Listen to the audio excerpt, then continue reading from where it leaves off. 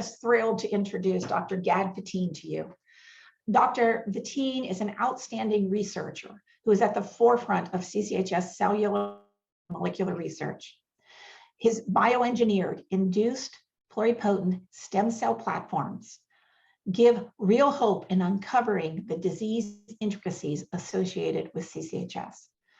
Dr. Vatine is a senior lecturer and researcher in the Department of Physiology and Cell Biology at the Regenerative Medicine and Stem Cell Research Center at Ben-Gurion University of the Negev.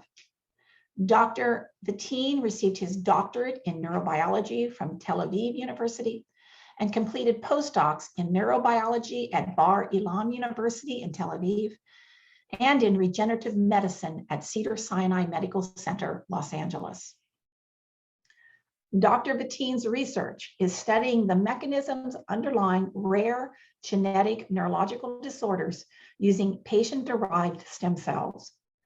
Dr. Vatine uses a bioengineered platform known as organ-on-chip to study rare diseases.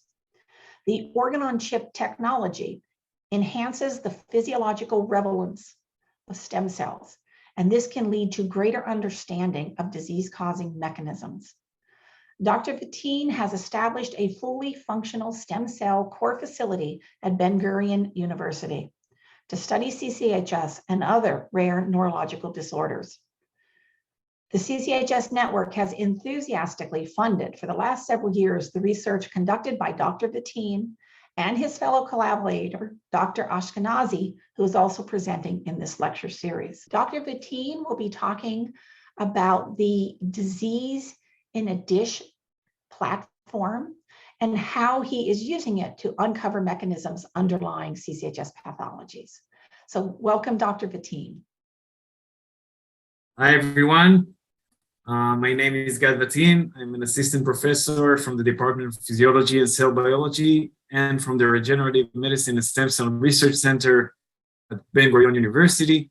And today I'm going to talk to you about our project in the last couple of years in which we try to develop a disease in a dish platform to uncover mechanisms underlying CCHS, and we use patient-specific stem cells, which we differentiate to neurons, as I will show you shortly. So you're probably not very familiar with Beersheba in Israel. It's not as famous as Jerusalem or Tel Aviv, but Beersheba is known as the capital of the Negev. The Negev is the desert part of Israel, but if you look at the map of Israel, you can see that Beersheba is right in the center. And so we have a relatively young university. We just celebrated 50 years about 2 years ago, and we have happy and international forum of students that we're very proud of. In my lab, we study rare neurological disorders. Our main tool is working with induced pluripotent stem cells, which is using the Nobel Prize winning award technique. It's called reprogramming. The idea is that we can take somatic cells like skin cells or blood cells, any adult cell, manipulate it, and take it back in time to a pluripotent stage. These stem cells now can proliferate forever and can differentiate into all of the cell types of our body. And so one of the main aspects that we are trying to do is to generate a disease in a dish platform in which we differentiate the cells into disease-relevant cells. And one of the biggest challenges is to find the phenotype that is relevant for the disorders. Once we have done it, we can use these platforms to understand molecular mechanisms and to screen for molecules which can possibly reverse the phenotype and then go back to the patients. Another approach that is more out there is to fix the gene that is causing the disease. In our case, it's FOX2B. And then we have healthy stem cells, which we can differentiate into the impaired type of cell and maybe use it for autologous transplantation. But as I said, this branch of this loop is a little bit more in future plans. In my lab, we use bioengineered platforms such as microelectrode arrays in order to study neuronal behavior. We have a special interest in the blood-brain barrier, the BBB, which is not really related to FOX2B, but we use bioengineered platforms such as organs on chips. You can see here an example of what you see in the drawing. We use these kind of platforms. We seed them with isogenic cells, which we differentiate into endothelial cells or neural cells, and thereby we derive these personalized chips, which we can use to interrogate the role of the blood-brain barrier in health and disease. And in another disease that we're studying in the lab, which is called MCD8 deficiency, we've used this system to understand the molecular mechanisms that are underlying this disorder. And now we've just published a paper in which we targeted the BBB of a mouse model, and we hope that with this, we'll be able to submit very soon an IND for the FDA and possibly for new drug development. So in addition to my lab, I also run the iPS core facility in BGU, which is the leading in the country. The idea is that we can do exactly the same as I showed you. We can take cells from healthy or diseased persons, generate iPSCs. Tatiana Rabinsky, which is also my lab manager, is the operating person in the iPS core. And after generating the stem cells, she does full characterization to make sure that they are indeed stem cells. And then we can use this, distribute the cells and use them for disease models, just like I showed you earlier. So in the context of CCHS, everything that I'll show you today, or most of the things that I'll show you today, were made by Daniel Falik, which is a graduate student in the lab. And what Danielle did was taking skin samples from 3 CCHS patients and their healthy family relatives, which are sex matched. You can see that we have a little bit over 20 incidences of CCHS in Israel. And for this reprogramming, we took 2 patients with the 2025 mutation and 1 patient with the 2027 mutation. Skin fibroblasts were generated from these patients. Then we reprogrammed these cells into induced pluripotent stem cells. And after characterizing them, the idea is to differentiate them into chemosensitive FOX2B expressing neurons, which we can study there then on microelectrode arrays. We can study their electrophysiological response to CO2. We can characterize them biochemically, and we can also use these cells for molecular analysis, such as RNA-seq and chromatin immunoprecipitation. And so 2 years ago, this is how Danielle started the project. This is the generation and characterization of the iPSCs from the 2025 twins, so 2 twins with the same mutation and the same manifestation of the disease. After deriving the iPSCs, we made sure that they express pluripotency markers such as TRA160, SSEA4, OCT4, SOX2, and NANOG. We also quantify this using FACS analysis. We next generate embryoid bodies, which is a property that is specific for stem cells. And after generating the embryoid bodies, we let these embryoid bodies differentiate spontaneously. And then we make sure that these spontaneous differentiation result in the expression of germ layer specific markers, such as neurofilament for ectoderm, alpha SMA for mesoderm, and alpha fetoprotein for endoderm. Then we took these cells, and from their DNA, we could isolate the sequence of the mutant allele versus the normal allele. And finally, we also tested that in the procedure of reprogramming, all of the karyotype remained the same and did not go through abnormalities.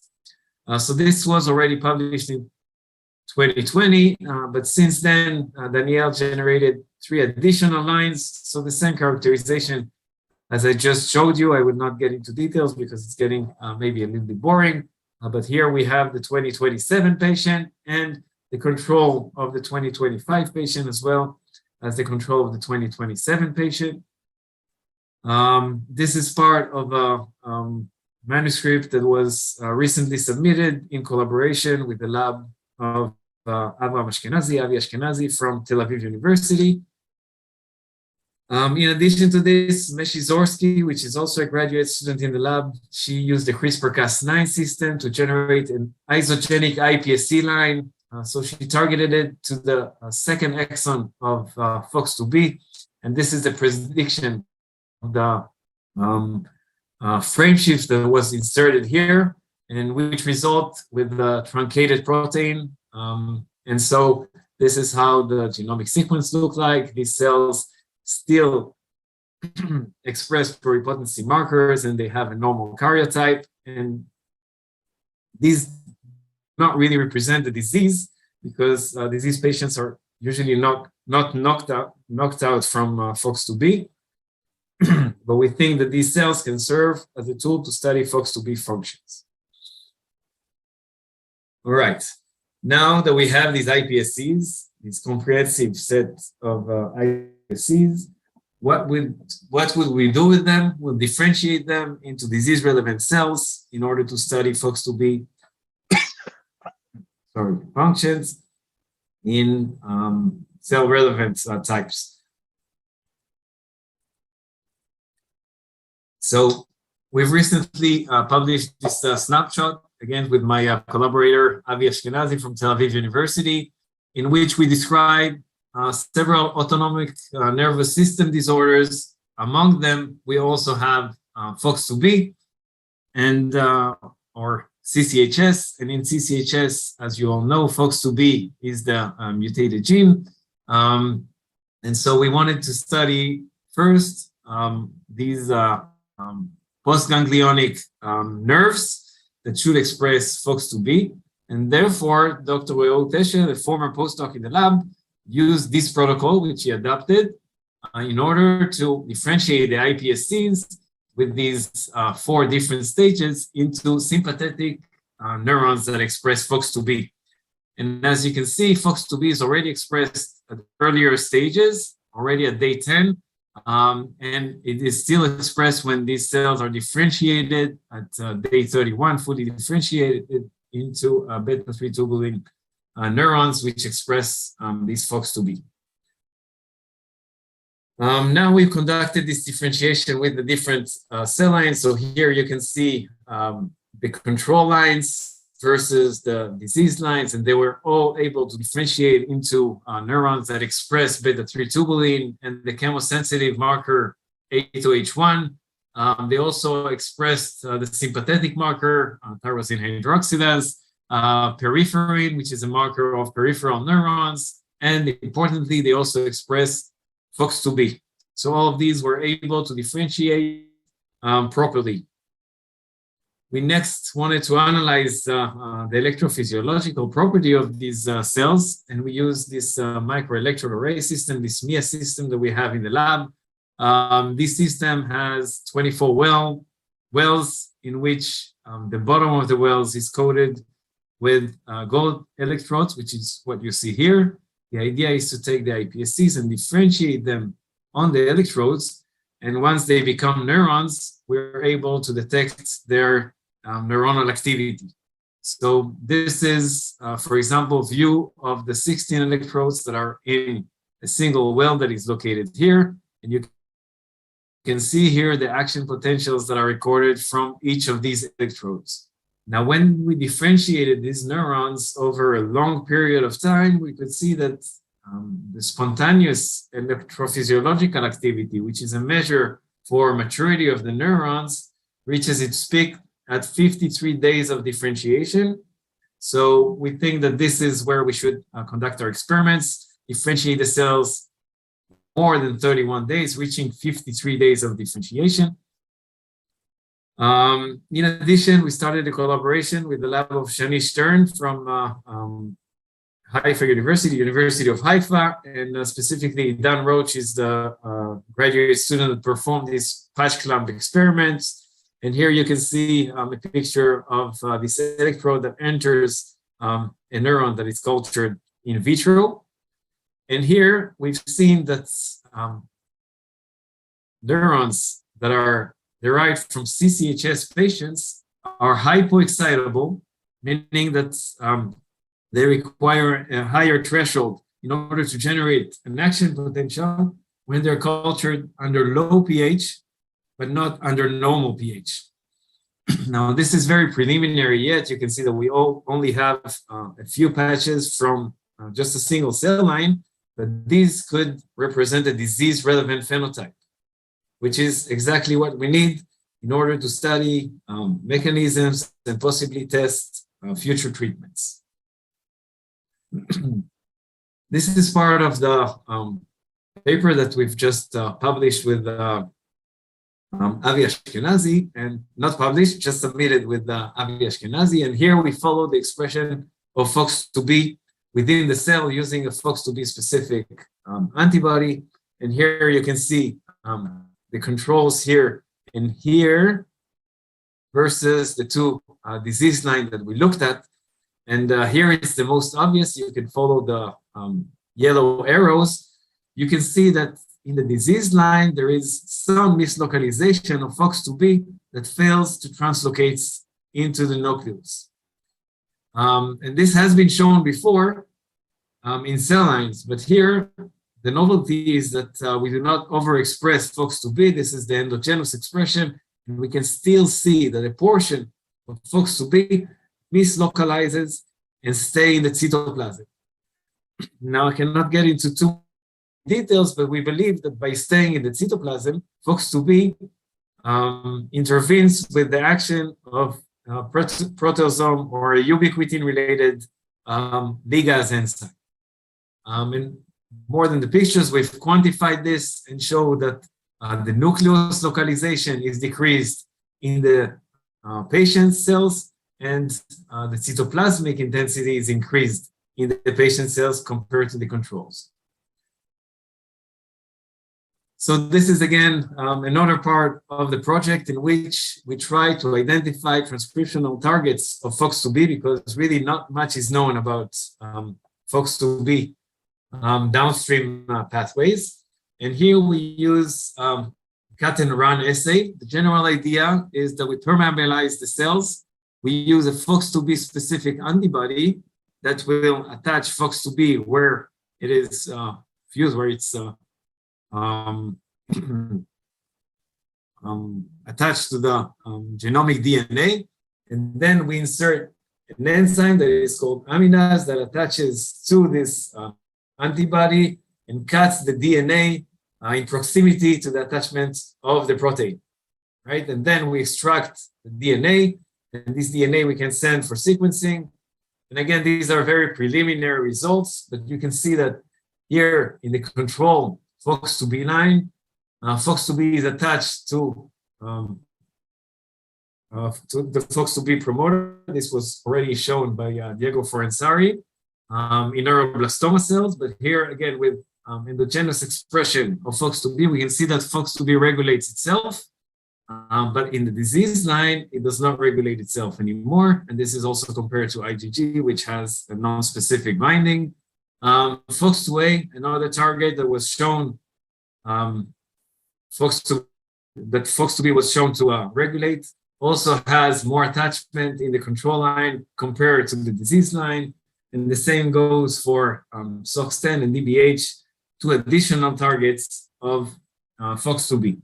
Now, if you look at DBH, it looks like here we don't only have a loss of function, but we actually may have a gain of function, more attachment of FOX2B to DBH. And now we are further optimizing the conditions of this assay in order to run this in all of the cell lines and to detect novel transcriptional targets that were not known so far. Again, this is just a preliminary assay. We're not fully happy with it because in a successful assay, we should have gotten much more positive reads than we get here. All right, in a complementary approach that we're using, we use single nuclei RNA sequencing analysis. So one of the challenges that we have with the differentiations that we do from iPSCs to FOX2B expressing cells is that only a portion of the cells express FOX2B eventually. This portion of the cells vary a lot, can be from 0 to 5% up to 40 or 60%. And in each differentiation, we get a different percentage. And so if we receive relatively low amounts of positive cells and we would run bulk RNA-seq, it could easily be masked by the cells that are not FOX2B positive. And here we're specifically interested in the neurons that express FOX2B, and therefore we're using this single cell analysis approach. We chose to use single nuclei approach versus single cell for several reasons. First of all, single nuclei RNA-seq can be used for frozen samples. So we can constantly, this is what we do in the lab, what Danielle does. She constantly differentiates the cells into FOX2B positive cells. And since we would like to have biological replicates, she can accumulate these differentiations, store them at -80. And when we have all of the samples, we can send them all together for RNA sequencing. And the results that I'll show you today are just for a control line that was differentiated.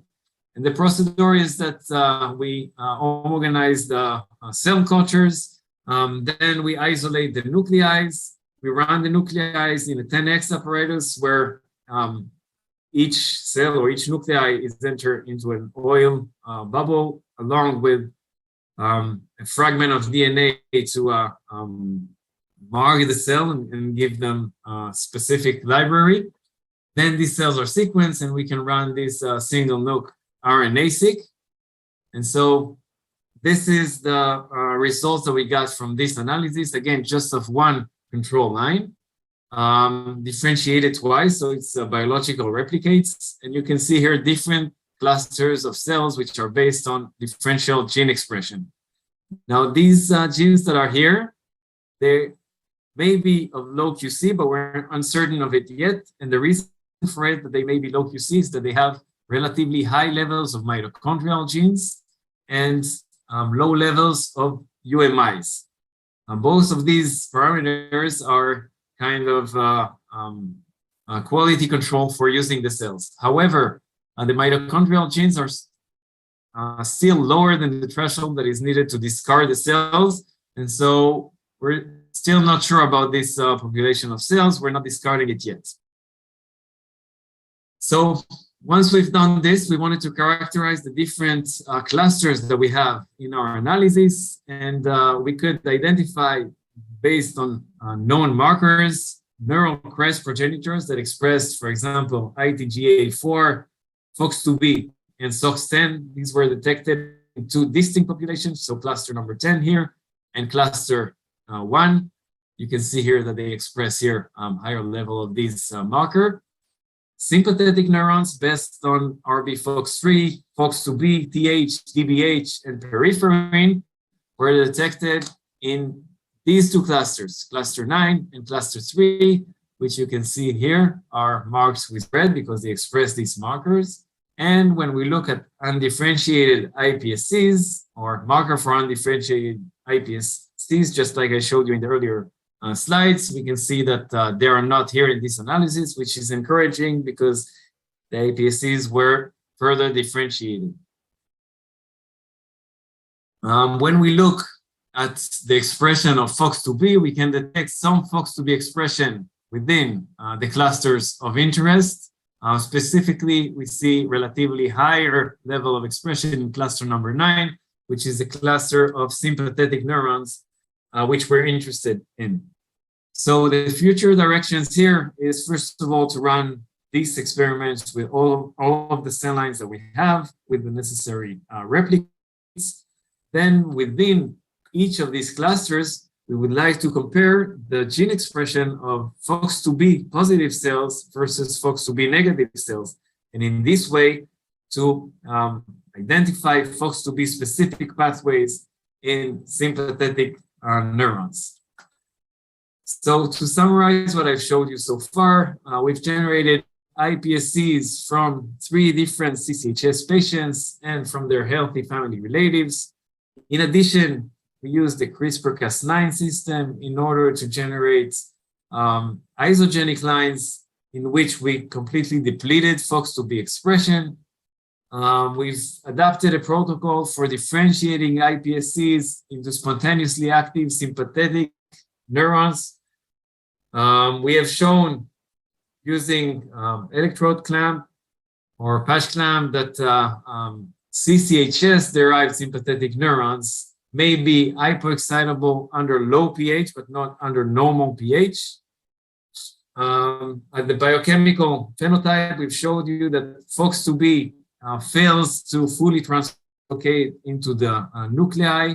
And in the molecular analysis, I showed you the preliminary data that we have from the cut and run analysis, in which FOX2B was maybe able to detect specific targets, and from the single nuc RNA-seq that I've just showed you, which we're going to use both of these approaches in order to detect FOX2B specific transcriptional pathways in disease-relevant cells from patients.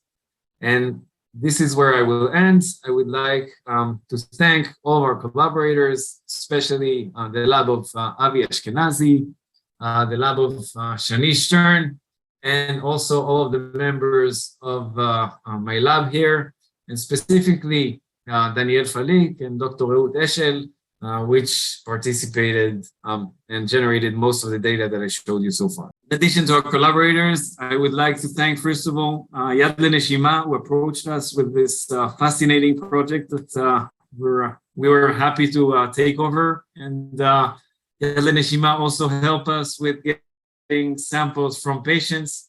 I would also like to thank the CCHS network and the CCHS Foundation for the opportunity to present here, but also for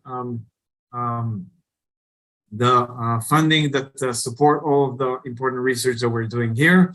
And thank you all very much for listening.